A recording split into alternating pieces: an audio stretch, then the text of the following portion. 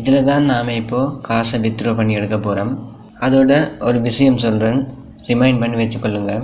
எந்த bank ATM மிஷின்லையும் எந்த bank கார்டை போட்டும் நீங்கள் காசை வித்ட்ரா பண்ணி எடுக்கலாம். நான் இப்போது இந்த பீப்புள்ஸ் பேங்கில் என்னோட கமர்ஷியல் பேங்க் டெபிட் கார்டை வச்சு தான் காசை வித்ட்ரா பண்ணி எடுக்க போகிறேன்.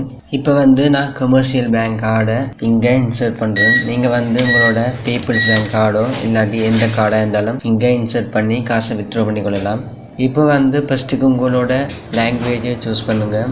நான் தமிழை சூஸ் பண்ணுறேன். நெக்ஸ்ட்டுக்கு உங்களோட கார்டோட பின் நம்பரை நீங்கள் இதில் என்டர் பண்ணுங்கள்.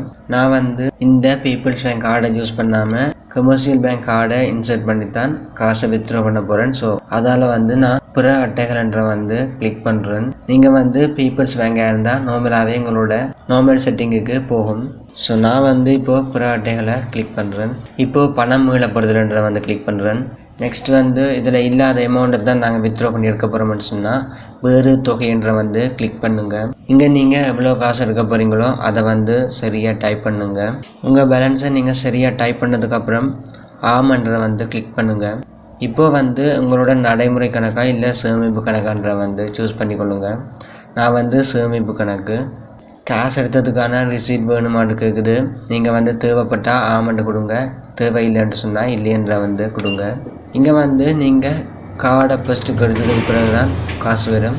ஸோ கார்டை ஃபஸ்ட்டுக்கு எடுத்துட்டு அடுத்ததாக கேஷ் தான் வெளியே வரும். ஸோ கொஞ்சம் வெயிட் பண்ணி உங்களோட கேஷை நீங்கள் எடுத்துக்கொள்ளலாம்.